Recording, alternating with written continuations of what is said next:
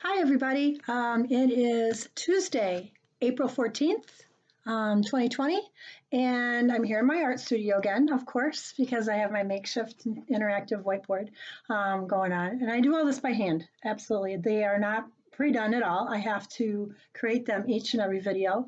So all my other notes that I've ever had, I've always left with the school I've left behind, and so I create them each and every time. So this is all hand done by me. Yay! I hope you guys are following the rules and you're staying at a safe distance because some of the numbers are going down, which is great. I know I watch the news too, and I'm like hopeful. It's like, yes. We have been doing stages of process-based writing, which is 6 traits, 6+1 writing traits. And we have gone through all of the traits. We have gone through ideas, which is keeping a journal I've asked you to do. And you're going to see where today we're going to go into a different area. We're going to leave 6 traits for a while because we have our story all set. And the story is underneath here.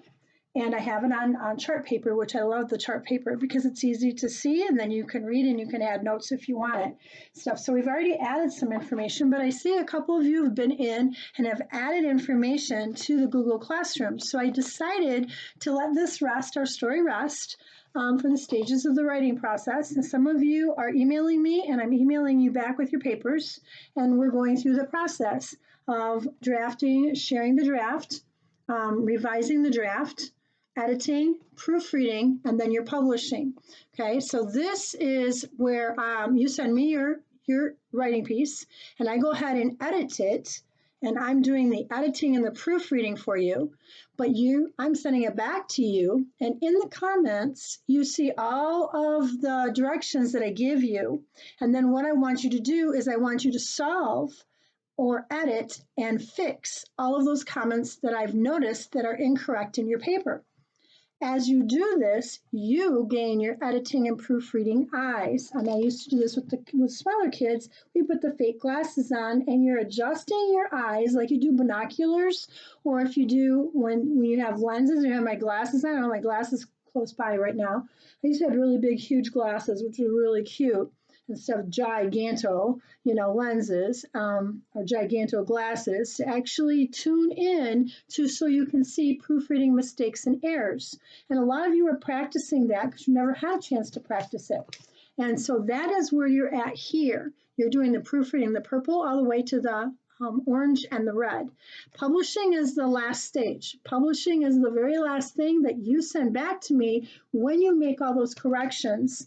I look at it again, and I catch whatever you missed in the editing and proofreading. I may send it back to you even another time, maybe 2 or 3 more times, depending on if your proofreading glasses are tuned in and you can actually see those errors. And it's as minute as you forgot a period at the end of this sentence, or you have an extra space between your punctuation period and your comma, or you need a capital here, or you did not capitalize your noun.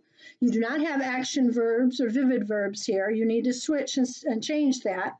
That is where you're at in the editing and the process of the stages of writing, which is revising, editing, and proofreading. You're guaranteeing that you have gone through that paper. You know the rules of grammar.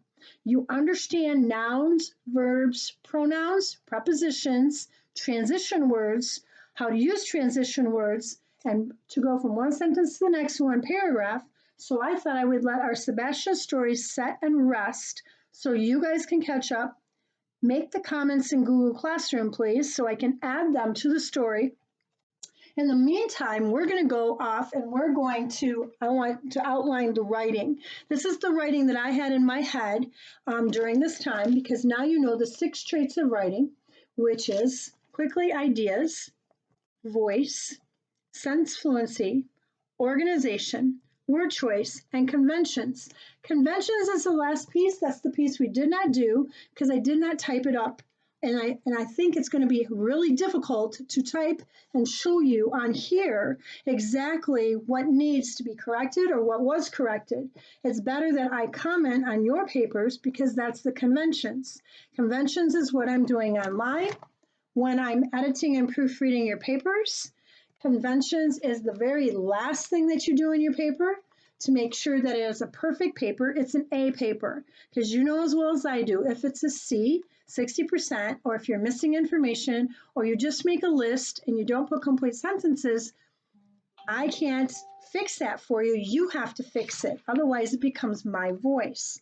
Okay, so I've gone through the key questions before for each of the 6 traits, and this is online as well. It looks like this, and it actually is a picture of a kid sitting there. I think it's writing, and it's called the 6 Traits Fluency through the Education Northwest.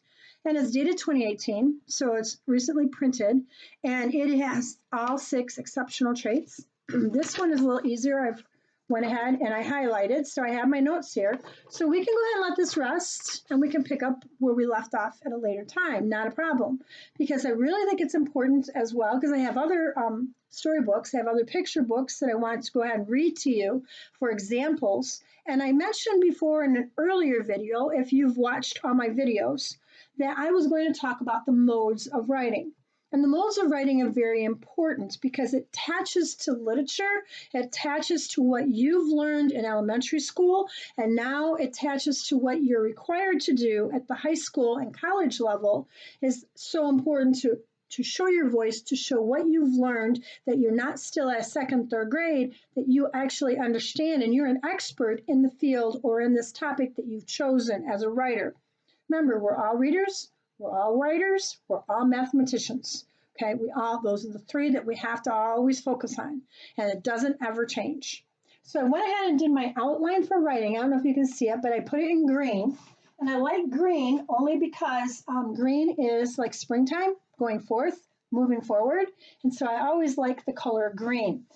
This is orange, and orange is red over here. And I did that to get your attention, but I want to focus on my outline first. Writing. What did we do first? 6+1 writing traits is what we did first. Modes of writing, stages of the writing process. 6 traits so that you understand them, and you actually can go back and look at the videos if you need, or you can print this off for an outline so you know exactly what stage or what type of writing that we're doing. The 6+1 writing traits fits perfectly with the rest of the writing that you're required to do. Saying that, we go to modes of writing. Modes of writing includes rhetoric, equals what types, and 3 main types of rhetoric, okay? So do you know what they are? And they're on my sheet here, and that's what we're going to go over today.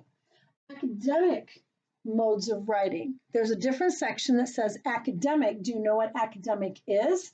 Well, I went ahead and separated it for you so that way you know what I'm talking about when I talk about it, and it all filters in the stages of process-based writing.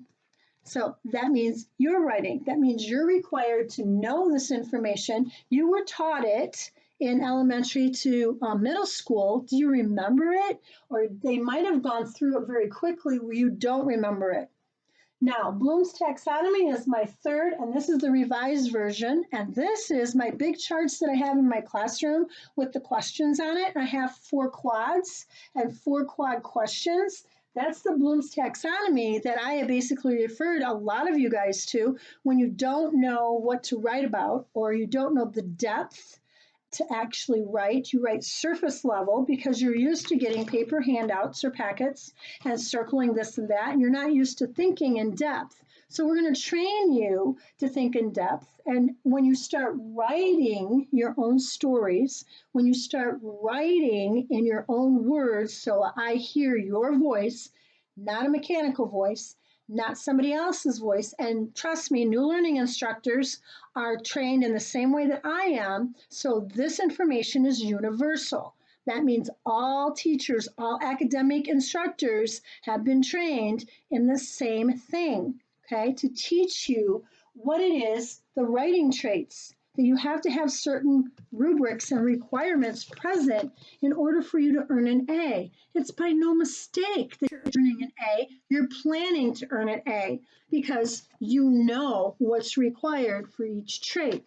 The same thing happens, the same thing occurs in the modes of writing. Do you know what the modes of writing are? When you are asked to do a writing piece, oh, you say persuasive, argumentative, descriptive, expository, and you go, yeah, I know how to write about that. But wait a minute, I've seen the writing, and sometimes you have expository elements, and then you have persuasive, and then you go back to descriptive, and you're all over the place because you really don't know what you're just writing because that is the main idea. Well, the main idea is the focus. However, if you don't know the mode of writing you're doing, and if you don't know the difference between rhetoric and academic, you could be flipping back and forth between rhetoric and academic, and your paper is going to be all messed up. And this is the reason why you're getting the low grades, because you haven't got a grasp on the types of writing, the requirements of writing, which is, again, focusing on every single sentence, every single detail. Dictionary, are you creating your own dictionaries when you write? Because we did that here for our story. Here it is. And so I can lift it up and I can see the words that I actually looked up for our story of Sebastian, and Sebastian's growing. So as soon as you start posting those, then I can finish Sebastian's story and I can have a video of that. But until then, I want to make sure that you have all of this and you understand all of this underneath or underneath your belt, I want to say, or in the writing, because it's so important. So I'm going to focus this over here just a little bit, because again, those are my pictures and stuff. You guys know that by now. Rhetorical modes of writing. What is a rhetorical mode of writing? Well, the writer tries to communicate. We know that. You're trying to communicate something to someone somewhere, and you've been required to write. So therefore, oh, this is what you've learned. I remember that. This is descriptive, expository, narrative, and persuasive. You can use more than one mode for the same written work. Wait a minute. You know that because you've been doing that. So sometimes you start descriptive and you change to persuasive. Sometimes you start expository and then you'll change to persuasive. Sometimes you're persuasive in the beginning and you're descriptive in the end. So you understand that part, because descriptive is journals, journal writing. You're describing a person, place, or thing. It is using the 5 W's. Descriptive is what you've learned from the first time you've written all the way through to the current day. Expository explains and informs. You're explaining and informing. Well, we did that in Sebastian's too. We have descriptive, we have expository type writing, because you're explaining and informing somebody as to exactly what you're talking about and the research that you have found as you researched it and put it in your own words. And I can't emphasize that enough. Put it in your own words. That's so important. Okay. Narration. Narrative is that you're telling the story. You're telling the story about something. You're narrating the story. You can do it in plays. You can do it in a story. You can do it in a picture book. It just depends on what type of writing, what mode of writing, and are you in rhetoric or are you in academic? Well, I'm scratching my head. What's the difference? Well, I know my descriptive, expository, narrative, and persuasive are the modes of writing for rhetoric. I also know there's 3 main modes, which are down here. But wait a minute, those 3 main modes are academic modes of writing. Rhetoric is descriptive, expository, narrative, persuasive. I'm trying to convey and communicate to a reader somewhere something that I've learned, that I know, and I want to teach them. So the academic modes of writing includes argumentative, informative and explanatory, narrative. Let's do the little one. Yeah. Narrative. So there's 3 of them, correct? So argumentative, not everyone knows how to argue on a paper using words. Everyone knows the elements of persuasion. Everyone can write a paper persuading, but not everyone can argue. And this is the reason why I want to go modes of writing, because it's very distinct. Once you know these 3 modes, then you can actually pull it out. And when you are given the rubric to write specifically, and you have everything there, but your tone or the type of writing you have misses it, you still don't earn an A, you might say, well, what did I do wrong?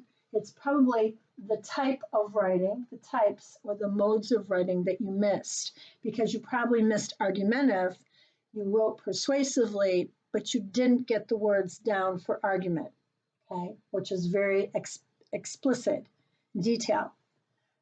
Purpose. Your writing should always have a purpose, and a writer needs to consider task, purpose, audience, always. You always have those three: task, purpose, audience. What's your task and purpose? What's your task supposed to do? Excuse me. What is your task? What are they telling you to write? What is the requirement of them writing this? A letter, document, whatever, email. What is the purpose of writing, and who is your audience? Is it a teacher? Is it children? Is it another teacher? Is it elderly? Is it a group of 30s? Is it a group of teens? Is it your age group? Who is it? Because you know as well as I do, you guys can use this device a lot better than I can, and I'm trying to learn it, and yet you guys are so patient with me, and thank you again, because I really appreciate it, because I know I'm slow. I do one texting at a time with one finger. Some of you guys are laughing, and you guys are like this, and my thumbs don't work like that. I'm sorry. They're old, okay? They just don't do it. I've tried, and I mess up every time, and I'm like, oh my gosh, I'm so sorry. I end up apologizing to whoever I'm texting to, going, oh, I'll learn, I guess. So I'm going to go back to purpose.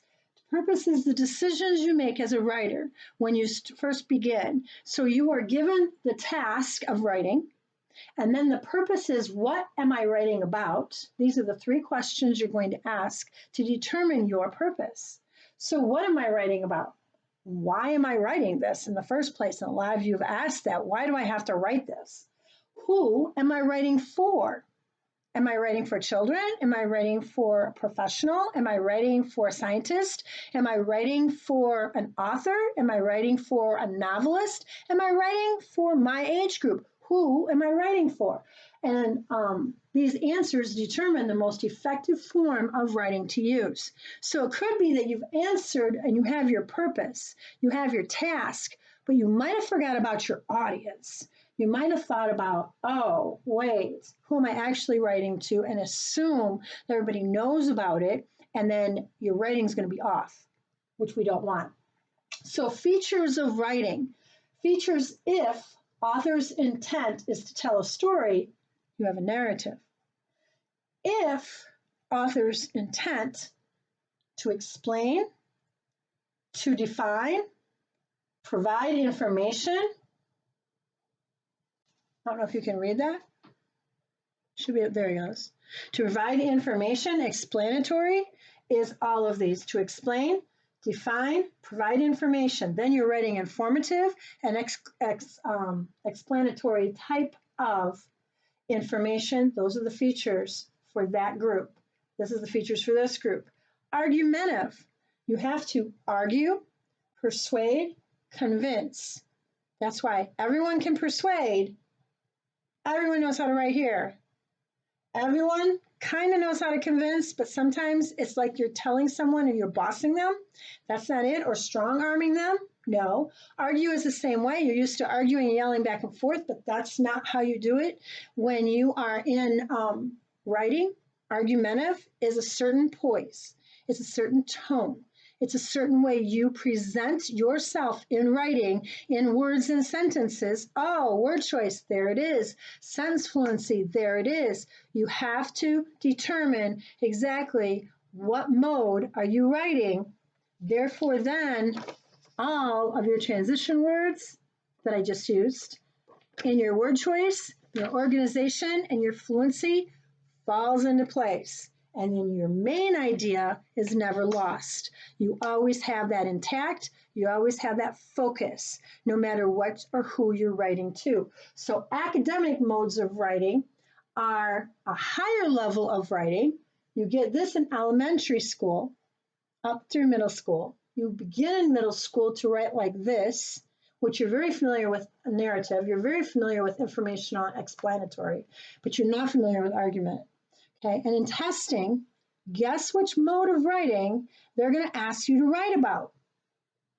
argument, because the standards, those new standards that everybody said, oh, they're terrible. No, they're not really, because they're asking you not to write at an elementary level. They're asking you to write at a higher level of writer. So that way they can see exactly what did you learn, what process of the writing did you learn, what modes of writing did you learn, and you'll remember the rhetoric, the types of, and that there's three main types, but do you know how to write argumentatively? And 9 times out of 10, most students do not. Or if you write argumentatively, it's usually at 30% or 40%. It is not at a 70 or 80% because you don't get practice writing it. That's a sad thing. So that's what they want to change. That's why there is a purpose. The answers determine the most effective form of writing to use. The features tell the story, inform or explain, and persuade and argue. This is debate. This is the debatable part, is right here. And there's certain words you put in your sentences to determine if you're argumentative, informational, explanatory, or narrative. And if you have those words in there, it automatically determines that that's your purpose, your decision, that you considered as a writer, your task, purpose, and audience. Even if you want to do argumentative, it's telling you whether you've earned an A, 90 to 100%, or if you've earned 30 or 40, which is way below an F. Okay, so learning these is so important. 5 types of writing. 5 types of writing are similar. Expository equals facts. Descriptive, you describe. Narrative, you tell a story. Persuasive, you convince. Creative, they've added the 5 types of writing, because now the creativity is basically you have to include all of this, and in your creativity, a lot of times it's easier to go to creativity to argue, persuade, and convince. Okay, so that's why that is there for the category. Works cited, I included the works cited that I did to create this chart for me, and because it's always good, and I want to go over works cited with you each and every time, because I'm coming up on my 30 minutes, 22 minutes, so I'll have just enough time, I do believe, for this video, and then I can go ahead and start looking at author's intent. I might work at argumentative and come backwards, because you already have this, you already have a lot of this, and I really want the most current to be your argue, because this is really in depth, and there's a lot of details to this. Academic and the argumentative part, and this is where the testing comes in. When you come back and Ms. Parrish tests you for reading, when they have the writing section in there and they ask you to do a little snippet or summary or something, compare contrast, something in the TABE scores, that TABE score is because you don't know argumentative type writing. And if we teach it to you, then when you go in that TABE score and you write persuade, argue, convince, your score skyrockets. That's going to send that score 50 to 100 points higher than where you're at right now. And if it doesn't go that high, it's because you haven't practiced enough. So this is your practice time. Yay! I love modes of writing. Modes of writing, 6 traits. I love it because it actually does tell us exactly, it tells us exactly where we're at in our writing. Okay, so the works cited page, just everybody asks, do I have to do a works cited page? Yes. Does it asking for a works cited page? I don't know. Even if it doesn't ask for a works cited page, why wouldn't you do it to practice? Because once you have the works cited page down, exactly the format, and it's not the HTTP or www that you put and you're done. No.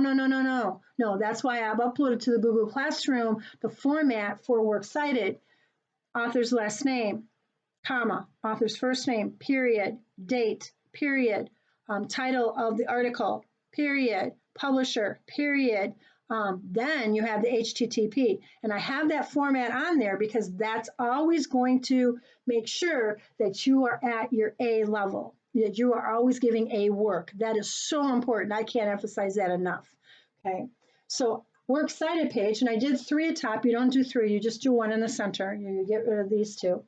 I underline my title because that's the title of the publisher or the book or the article that I used. So how writing works, imposing organizational structure within the writing process by Gloria Houston and Pearson, 2004. This is a piece of paper of research that I actually got from Vancouver School District. I've been using it for years. Okay, excuse me. I've been using it for the last few years, and it's from 2010, all of this information, and some of it's even earlier. But I really like it because of the layout of it and the way it organizes the rhetorical modes and the academic modes, your purpose and your features in it. Helps you to memorize. I chunked it on this. This is my way of chunking because this is how I learn.